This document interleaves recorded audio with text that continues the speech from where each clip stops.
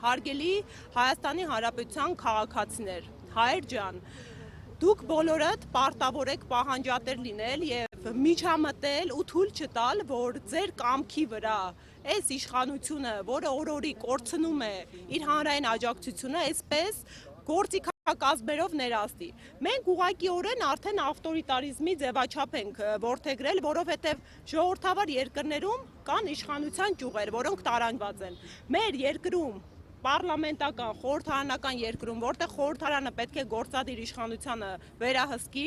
խորհրդարանը դարձել է գործադիր իշխանության կամակատարի։ Սրանից ավելի բացահայտ օրինակ միջամտության ընտրական գործընթացի չի լինում։ Եվ սա կոչ է նաև մեր քաղաքացուն։ Մենք քաղաքացուն կոչ ենք խփում, որ ինքն է առաջնային աղբյուրը իշխանության եւ պետք է չհանդուրժի կրկին անկախ են հանգամանքից մեզ է սատարում, թե որևէ այլ քաղաքական ուժ։ Հարգելիներս, տեսեք ինչ խնդիր կա, քանի որ մենք համեմատաբար նոր քաղաքական ուժ ենք, բնականաբար մեր ճանաչելիությունը,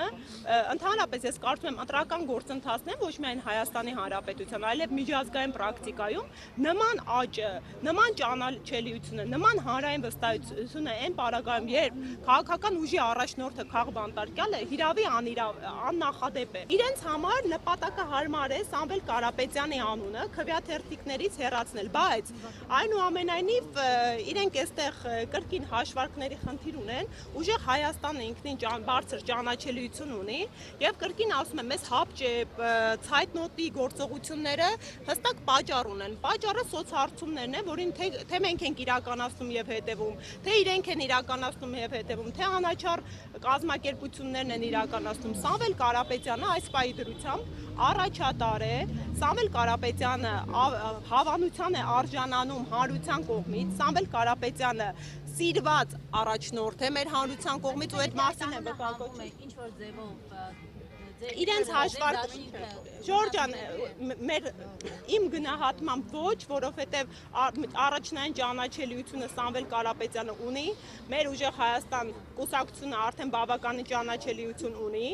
մեր խնդիրը այստեղ գտնվելու ոչ թե այնա, որ Սամվել Կարապետյանի անունը փորձում են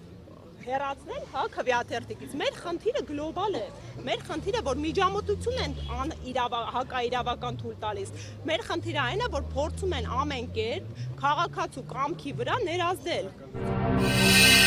Բաժանորդագրվեք Արմաթ մեդիայի ալիքներին սոցցանցերում։ Հետևեք մեզ նաև Armat Media AM կայքում։